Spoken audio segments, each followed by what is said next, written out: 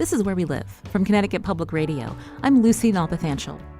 Connecticut and other northern states were complicit in the slave trade, from its economy benefiting from slave labor to prominent families owning enslaved people.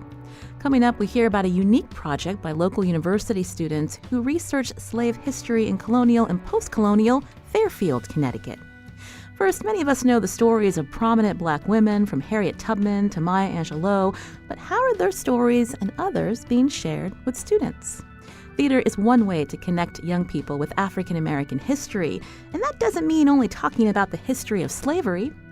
Kimberly Wilson is an actress who's developed a musical about the women I mentioned and many more. It's called A Journey, musical one-woman show. Kimberly is a Westport, Connecticut resident, and she joins us today via Skype.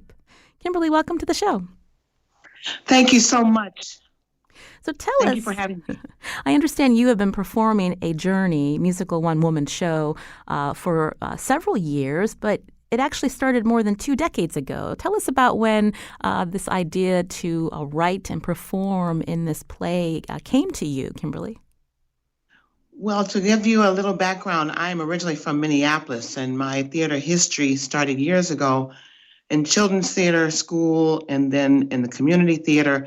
And then I became a professional actress at the Mixed Blood Theater and Penumbra Theater. So my theater history was strong in Minneapolis. So when I relocated to Connecticut with my baby girl, when she was 2 years old, I came with that background, left in Minnesota. So I came to Connecticut looking for a new opportunity. And also I had to start afresh, making my reputation known and also building opportunities that would afford me an opportunity to work and perform and also be a great single mother. So what I did, I was working at Hurlbut Elementary School in Weston, and I met a young man named Chris Coogan, who's a wonderful pianist, and he is a leader of the Good News Gospel Choir in this community. Many people know him, and I met him, and he was doing a piece for Black History Month for the children. And it came to me that a one-woman show or a person of character could participate in the schools. I never understood that. I never knew that when I was doing theater in Minnesota. I was always a part of a theater ensemble, a theater group. Never even thought about being a one person going into schools or community centers and libraries, etc. So meeting him really set the ball rolling. I created Sojourner Truth and introduced Sojourner Truth piece and added a spiritual. And then out of that grew 3 characters, Rosa Parks, Harriet Tubman, and Sojourner Truth. And I called that piece The 3 Spirits of Black Womanhood. And I was able to work part-time and go into schools and tour those 3 characters into schools. Because as you know, and as your audience probably knows, if there's any character or are any characters that they'll introduce into Black History Month, it will 99.9% include Rosa Parks, Sojourner Truth, Harriet Tubman. Am I correct? I think that is true. But tell us, because you focused in on these 3 women, what were you bringing to these students that was different from what they might have been learning in class? Well, it's always wonderful when you can do it in a theatrical way. Most often you'll see kids are getting recitation or they'll read a piece. But when you can breathe a character and breathe life and breath and make these characters human and accessible to them, it gives more value to the history of these wonderful women. And also it hopefully incites these children's query and search and thirst for knowledge of all these wonderful women and all the people before them who came and made a difference in our African American and American history. Kimberly, it just helps. How did the children respond to your performance? What do you remember about it? Are wonderful. Children, because I do believe I'm not a Pied Piper of sorts, but I'm very welcoming. And when I'm not a on the stage person, when I go into the schools, etc., I'm right there on their level. So I touch them, I reach out to them, I engage them, and they are involved and included in the performance, even if they don't speak. They give energy and they smile and they laugh. And then when I created a journey, the full length piece, and I included Maya Angelou and I included the history of our history, the rich cultural history before the slave trade, kids and students and adults alike realize that even though we say the history of Blacks in America are slave, no, we have to reiterate the fact that we were rich in our culture, rich in African heritage, rich in our own land, and we were kidnapped and stolen and separated and redefined and brought into a strange land in a strange language. And when people understand that, they respect not only the journey, but they also search for knowledge and search for understanding and respect for how can we still be here? What would I do if I were in this same situation? And this is a celebration. When we look at the history of how people go through trauma and how cultures have been divided and destroyed, but not destroyed to the point where people don't celebrate and come through them. Kids are so resilient. Kids and children always want to know the truth. And if it's not educated through school books, they seek it elsewhere. They seek opportunities.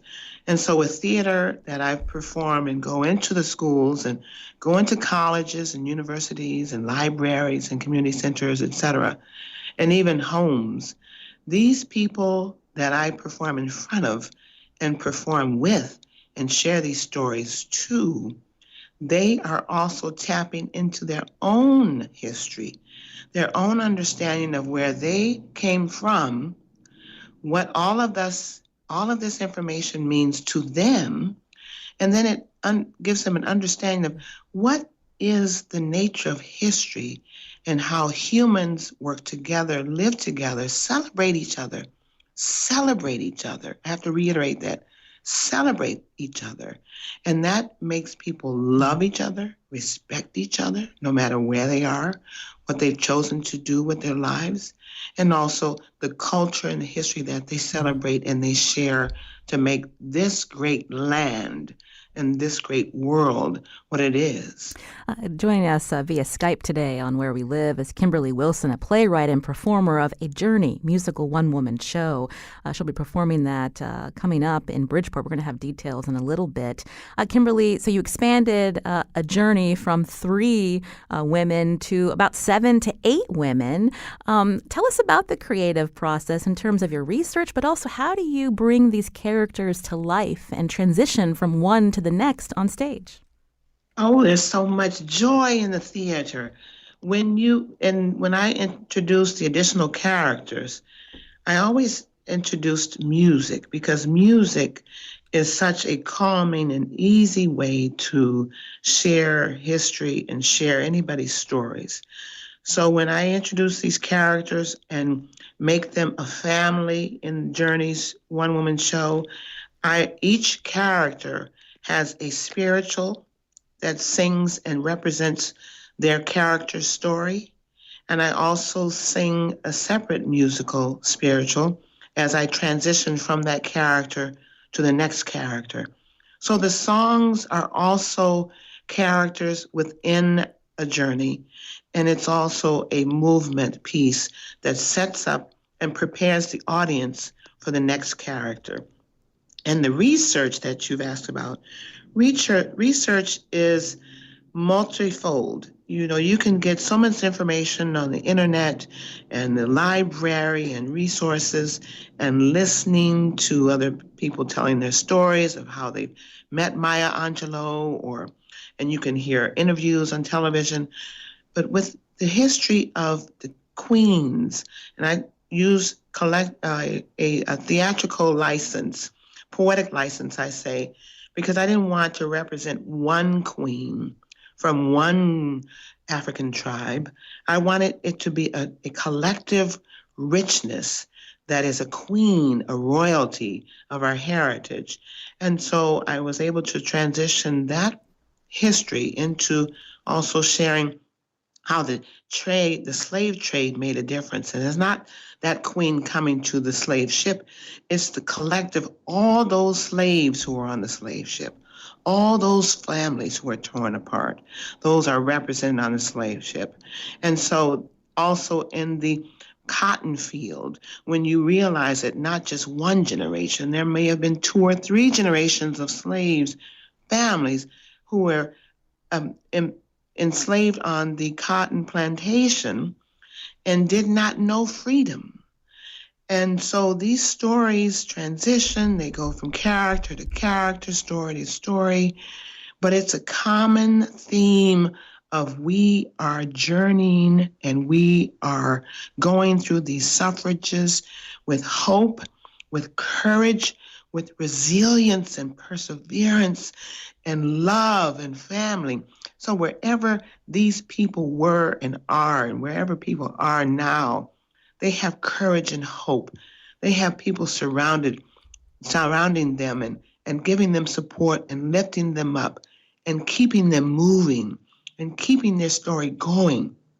So when I brought in Maya Angelou, Rosa Parks, people understood that there is still movement going.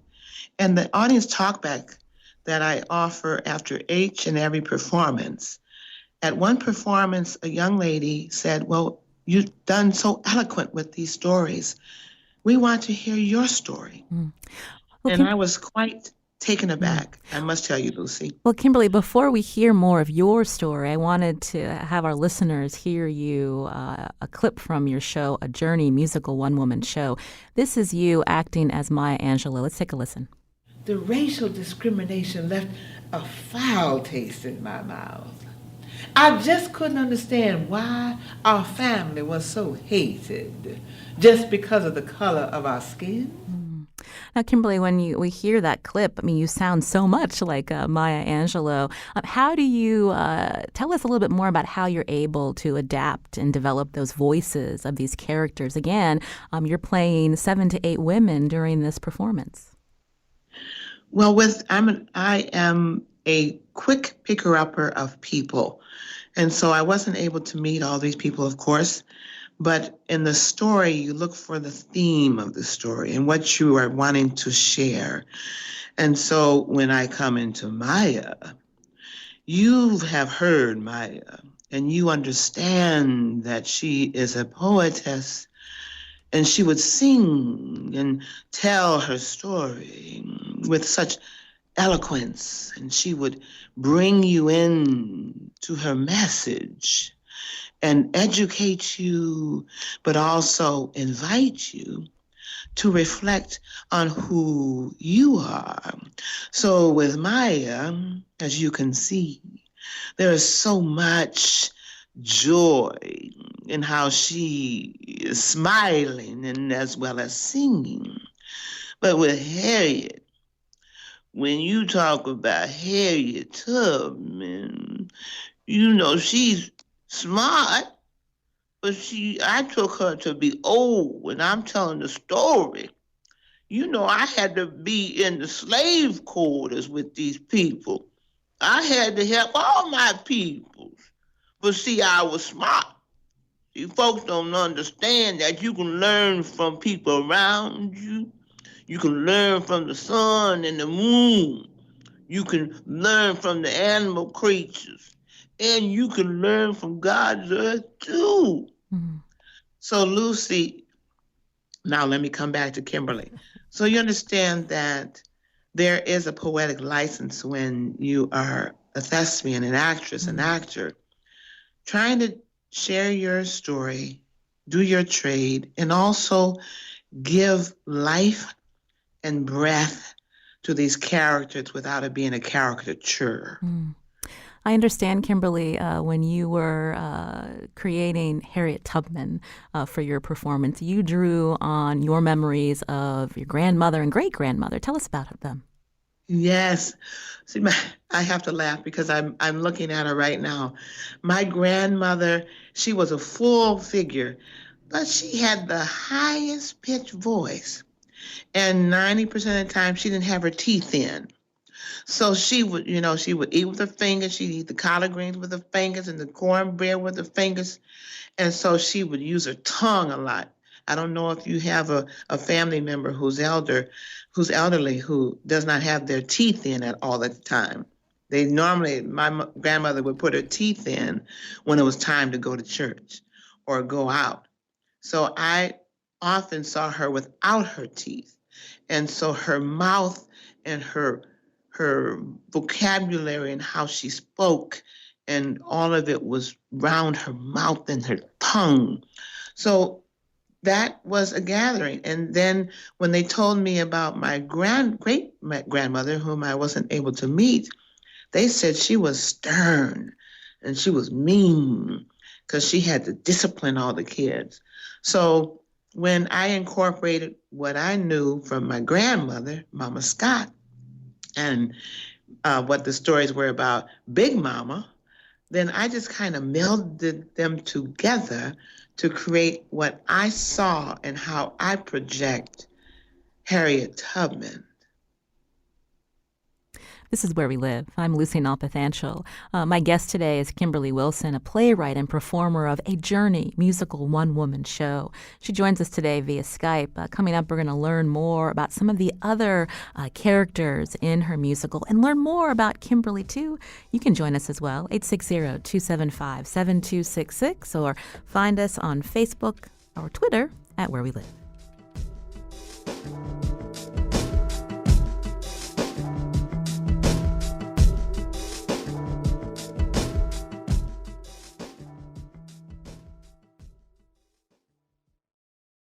This is Where We Live. From Connecticut Public Radio, I'm Lucy Nalpathanchel.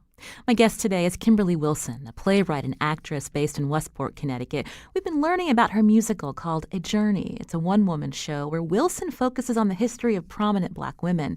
She's been performing A Journey for historical societies and school students for several years. Kimberly's joining us today via Skype. We hear how your show has evolved over time, and Kimberly, now it includes your own personal story. How did you get there where you decided that you wanted to also bring your personal experiences into that performance for so many people? Thank you for the question. The question was given to me in the audience talkback.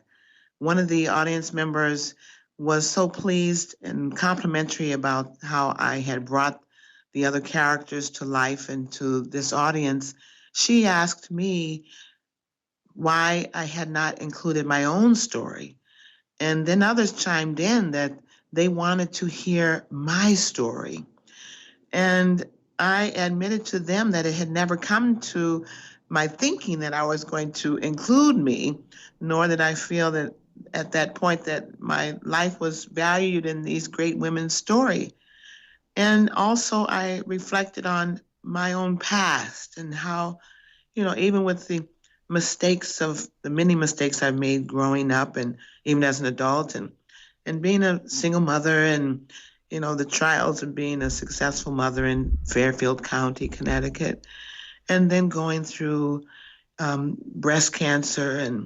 And so it made me realize that even telling these stories weren't making me vulnerable. But when that audience member said that, I was quite taken aback that I would have to open myself up and eventually share my story. And it took me, I do believe, a good 2 years. And it's making me emotional now because it took me time to accept the fact that somebody would want to hear my story on the stage. And, I've done theater all my life, telling somebody else's story. Mm. So I would have to write a piece that would not only fit with these other wonderful, fabulous women in my play, but also segue into being a valuable piece to the audience members. And I must say, it has been such a cathartic process. I have been opened up, very open and honest. I've shared even more, not even, I can't speak it on the radio, but even stronger, deeper stories that I realized that needed to come out. And each year I revisit the scripts and I revisit each character's piece. And I don't do major changes, but I make it, tighter, smoother. And each year since that person asked me to share my story, I have found more depth and more beauty and more freedom in sharing and celebrating my story. Kimberly, you have a daughter. What does she think of you sharing your story in this way?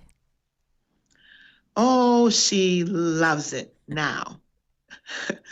She was fine. It was my mother who was concerned about how I would be telling, what I would be telling, and to what degree I would tell it. Because those two women are the ones who love me the most and know the most of my history, the good, the bad, and the wonderful. But they knew, and they support me now, they knew I had to do it and write it.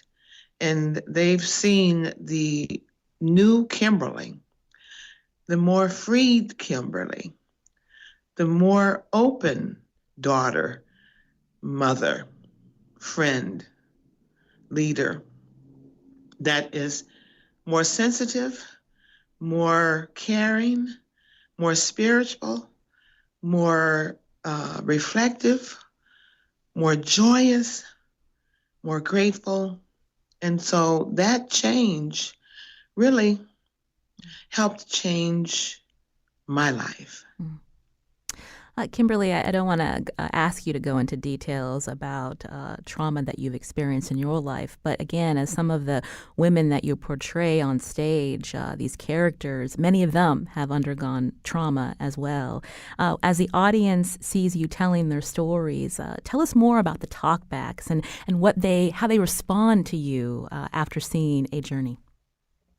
The talkbacks, I think, are the most valuable piece of a journey, because the journey speaks of storytelling, but telling the story, your own story. So we celebrate these wonderful women in history, and we segue to the playwright's story, but the talkback opens to share their story.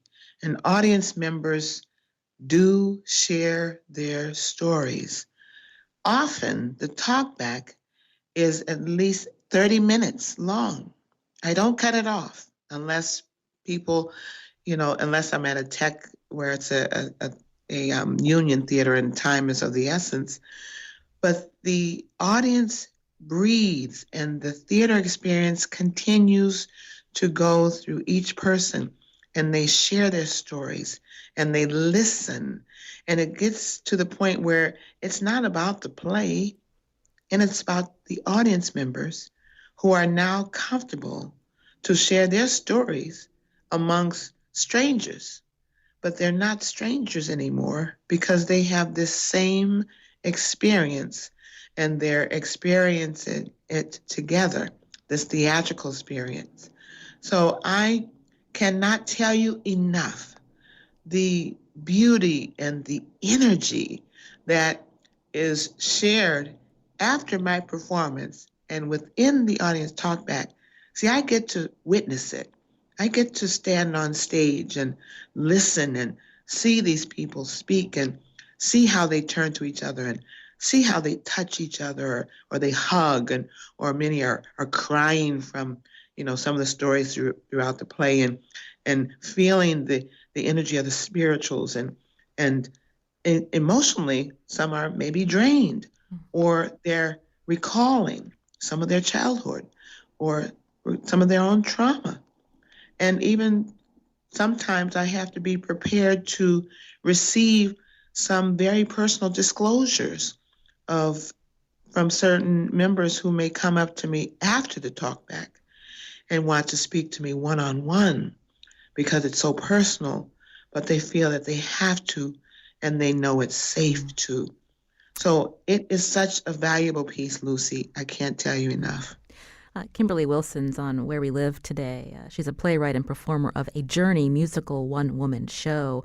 It's a show where Wilson focuses on the history of prominent Black women, including some fictional characters, but also I wanted to learn a little bit more about how you have weaved in local history into a journey, including someone named Mary Freeman, who we've talked about on our show. She and her sister Eliza were prominent Black women in Bridgeport, and not a lot of people know about them. Well, I have to give this thanks and credit to Maisa Tisdale of the Mary and Eliza Freeman Center for History and Community. They came to me and they asked me to help them create a scene that would be woven into my journey. And in that was a little over a month ago. Normally, I don't take that short period of time to research and share, to develop a new character. But Maisa wrote a narrative because she's been so ingrained in the history of Little Liberia, thanks to her work with the center. And so with her narrative and the information that I was able to receive online and from our communications and conversations, I was able to write my own script that really works well with the other characters. And it has a nice flowing energy. So she's not a stranger to the family anymore. Mary Freeman is part of the family. And bringing the story into Bridgeport and letting people know that there is so much rich history to be understood and celebrated and researched and learned about right here. I didn't know Mary Freeman and Little Liberia was Little Bridgeport.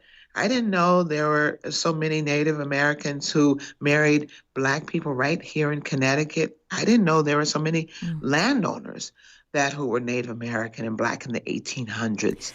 So even that brief narrative that Maisa wrote for me really opened my eyes and understood that I live in Westport, just a small jaunt away, a small journey away, that this history of Little Liberia, Ethiopia, and the strength of the Blacks and Native Americans and Haitians and the other people of color who were settled there and had businesses there and bought property and built land, and then also finding out about Zion Church, that it was an underground railroad stop, and Zion Church is Walter's Memorial African American Methodist Episcopal Zion Church, and I performed there.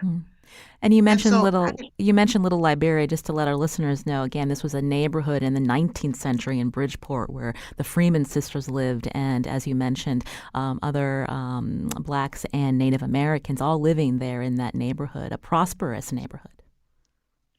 Very prosperous, thriving.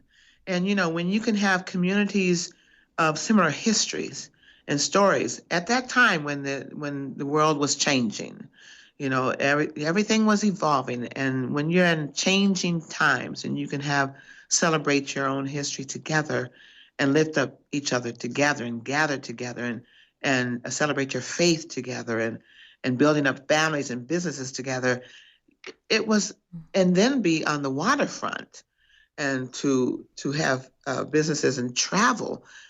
That's a lot of history.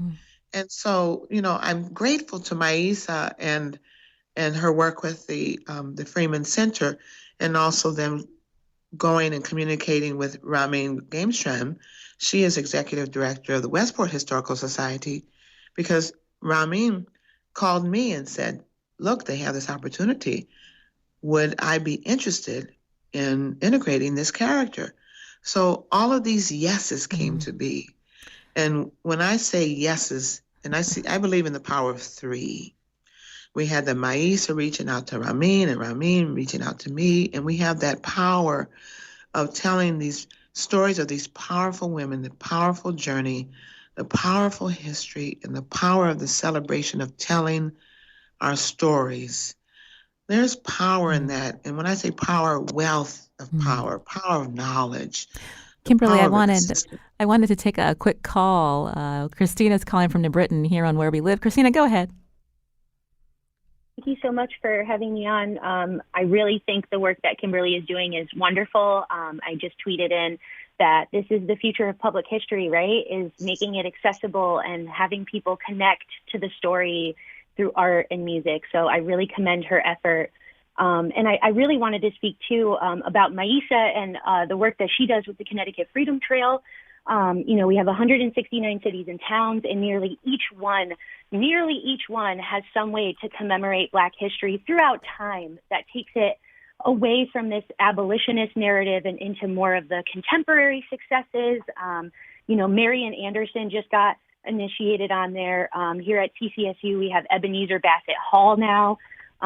So there are new things happening, fresh discoveries in our state, and I really commend that all of this attention around it because it's important stuff. Well, thank you, Christina, for your call. Kimberly Wilson, we just have a couple of minutes left. Tell us about your next performance of A Journey, which will include Mary Freeman and others. Well, the performance is at the Bijou Theater. That's Thursday, May 30th. That's next week, a week from today. The doors open at 7 p.m. The show starts promptly at 7:30. It is an hour and 15 or so minutes long, no intermission, so we can have the spirit alive and the audience joining in. They can join in with the singing of spirituals and the emotions and bring their own spirit along and share their stories. And they can get more information online, either at the Bijou Theater or at the Freeman Center's website. We welcome you and we invite all to come and attend because we all must celebrate everyone's story. Well, Kimberly Wilson, it's been a pleasure to speak with you. I wish you were in the studio with me, but via Skype, we're so happy that the connection stayed true and we were able to hear you bring some of your characters to life for us. A pleasure to speak with you. Thank you so much. God bless you. We'll have more information about A Journey, a musical one-woman show, on our website, wnpr.org/where we live. I'm Lucy Nalpathanchel. After the break, we're now going to learn about an online database that tracks the history of slave owners and enslaved people who lived in Fairfield, Connecticut. You can join us too, 860-275-7266, or find us on Facebook and Twitter at Where We Live.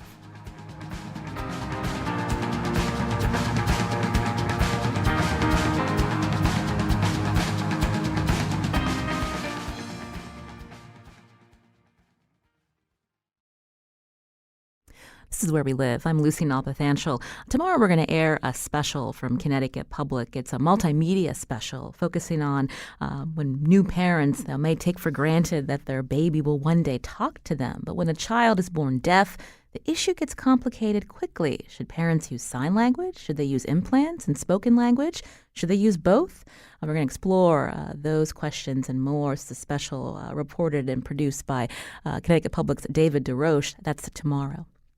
Now, today we've been focusing in on history. And thousands of enslaved people lived in Connecticut in the 17th and 18th centuries. Recently, towns like Guilford and West Hartford have focused on this largely unknown history with projects like Witness Stones, which place markers in town where enslaved individuals lived and worked. The stones include information like their names and whether they were freed. Students at Fairfield University have also worked on a slave history project. They've developed an online database of slave families and enslaved people who lived in the town of Fairfield, Connecticut. It grew out of efforts of a beloved Fairfield professor. To tell us more, joining us by phone is Dr. Giovanni Ruffini, professor of history at Fairfield University. Dr. Ruffini, welcome to our show. Thank you for having me. Also with us is Olivia McAvoy, who's a recent grad of Fairfield University who worked on this project. Olivia, welcome to Where We Live. Hello, thank you for having me. So I'll start with Giovanni. Tell us about the role of the late Dr. Vincent Rosovac and what was his vision and how he got started with this research project.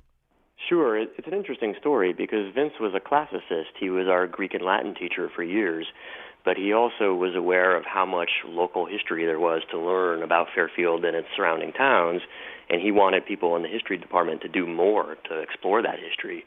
So this started with him about 30 years ago. He started digging around in court records, probate records, census records, and published a few articles when he discovered some of the documents relating to slavery in Fairfield. But the project was on hold for a long time while he was doing other kinds of research. And then a few years ago, he picked it back up with the idea of doing this student-faculty collaborative research project and creating this database. And that's where Olivia and some of the other students came in. Ultimately, we don't know what his long-term plans were. He passed away before he could finish the project. But one of the things that's exciting about this is that it inspired a lot of people to pick up where he left off, basically. How difficult was it to acquire records when we think about the 17th and 18th centuries, as well as, a lot of people may not be familiar with Connecticut's role in slavery. So tell us more about some of the records that the late professor was able to find and how you continued that work. Well, I think you mentioned one thing that surprised me enormously was I grew up in California and had no idea that slavery had a role in Connecticut. I always thought of it as a Southern institution, part of the gap in my education. I think Olivia can speak better than I about the specifics of the records, but one of the challenges I know that people face when they're looking at old documents like that, handwriting. How do you read these things? It's very hard to do. I know they had fantastic cooperation with the probate court and some of the local historical societies who were so happy to see researchers come through and start poring over these texts. They had a lot of support from public institutions. Olivia, I mentioned you're a recent grad, but you did work on this project. So tell us more about some of the records you were able to acquire. What did they say? Yeah, so most of the records that we did use came from three specific places. The first is probate records down at the probate court in the town hall area of Fairfield. The second was church records, which we got from the Fairfield Museum and History Center, as well as military records and other various archives that we also got from the History Center. Those were our three main focuses of record. And what those records would tell us was little bits and pieces of the story and the narrative we were trying to pull together. So in the property records, we might see when a slave was moved from household to household as property. The church records might give us information like baptism or birth information, and the military records if they served in some regiments during any conflict.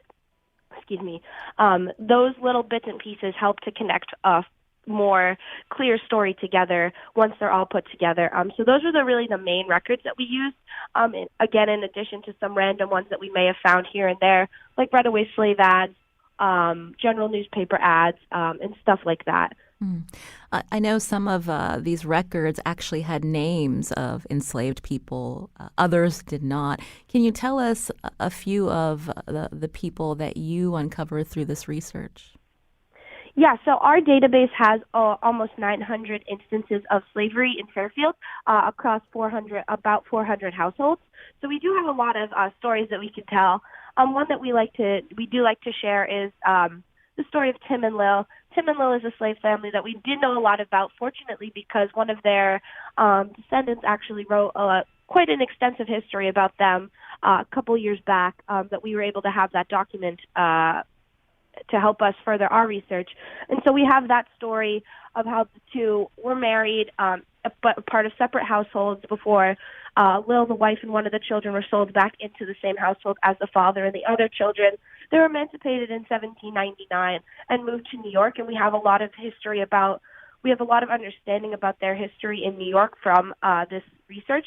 But what we were able to further discover was Tim, the male slave in this story, his parents, those were previously two unknown individuals, and through our research, we were able to bring that one generation back and find more people in this family, which we thought was really cool because we had all of this information, but to even bring it back one generation further was really important for us because the main purpose of our research was genealogical at its base. We wanted to be able to identify and tell these stories that sometimes ancestors or descendants of slaves, they're cut off in their genealogical understanding of how far back their families can go. And so to give this information to those people and to towns like Fairfield and in history centers like in Fairfield, that information is really important, and we wanted to be able to help tell those stories a little bit better. You said that this database includes 900 records of enslaved people in the town of Fairfield. Yeah, that's from about 1637 to about 1848, but we know that our research isn't complete yet. We know that there are probate records that we did not get to go through. We know that there's other records that we may not have even known had accounts of slavery in them that we haven't even looked through yet. So that's the best part about this database. While we've completed our aspects of it, it's going to be able to continue to grow with students at Fairfield University or in other interests outside of the university. People can continue to look and develop this project even further because we know that we haven't exhausted all of the resources we possibly could have. So from what we've been able to find, we have about 900, but we're pretty confident that there's other avenues that people can explore to find more instances and to be able to record these people as well. And this is just in one town in Connecticut. Giovanni, what has been the reaction of this online database in the town of Fairfield? Well, I think a lot of people reacted the way you react and the way I reacted when I heard that number, that 900 figure. I think a lot of my colleagues at Fairfield and the people in the probate court and the historical societies that Olivia and Alec were working with knew that my colleague Vince had some students who were poking around and learning some interesting stuff. And they didn't think too much about it. But when they saw the database, they saw the website, and they heard that figure, 900 of these slaves, everybody stands up and pays attention. All of a sudden it becomes much larger in scope than people had realized, much more immediate in detail than people imagined was possible. And so I think there's been a lot of excitement that's been generated by it. I know their presentation at Fairfield a month ago just received so many compliments, so much praise, and a number of faculty and students who came forward and said, what can we do to help? How can we help build on this project? So I think there's a lot of positive energy, not just for appreciating what they've done, but for thinking about how it can be turned into research projects for the future. For our listeners, Giovanni, who are interested in checking out this online database, where can they go? Sure. It's actually on one of the public-facing sites at Fairfield University. The URL is digitalhumanities.fairfield.edu/slavery. And we'll be sure to put a link on our website at wnpr.org/wherewelive. We'll also try to tweet that out. Giovanni, we heard Olivia mention efforts to expand. Olivia is a recent grad. Others who've worked on the project are also recent graduates. But in terms of looking at the state of Connecticut's slave history, other, opportunities to expand this to other towns in Fairfield County, even throughout the state? Absolutely. Earlier in the segment, you mentioned a couple of towns that are already doing this sort of slavery commemorative work. And I think ultimately what's probably going to happen is that the Fairfield Slavery Project will become part of a larger umbrella project of interest in slavery research in this sort of way. And I think that there are a couple of ways that's going to happen. Fairfield students, we already have people lined up who are not yet graduates, who still have a year or two left at Fairfield, who are interested in doing independent study courses on exactly this research and taking the project forward in different directions. And so I think one of the things that we're going to see is building on Olivia and Alec's research. They're going to start mapping in physical space where some of these slaves lived, where they worked. Some of their buildings are still in existence in Fairfield. Some of the places can become landmarks in the same way that some of the towns that you mentioned have done. I know one student who is going to be continuing with the project next year is going to be researching some of the legal documents, what makes the legal structure that underpinned slavery in Connecticut, and studying these individuals through that legal framework. So I think there's going to be a lot of possibilities going forward, not only for digging deeper into what Fairfield has, but doing exactly what you say and branching out into other towns nearby. Speaking of West Hartford, joining us for a quick few minutes is Jennifer Matos, Executive Director of the Noah Webster House and West Hartford Historical Society. Jennifer, thanks for calling in, because what caught our attention as we head into Memorial Day is something that's happening in West Hartford, again, uncovering the history of an enslaved man by the name of Prout. Tell us what's happening over the weekend. Well, thanks for having me on.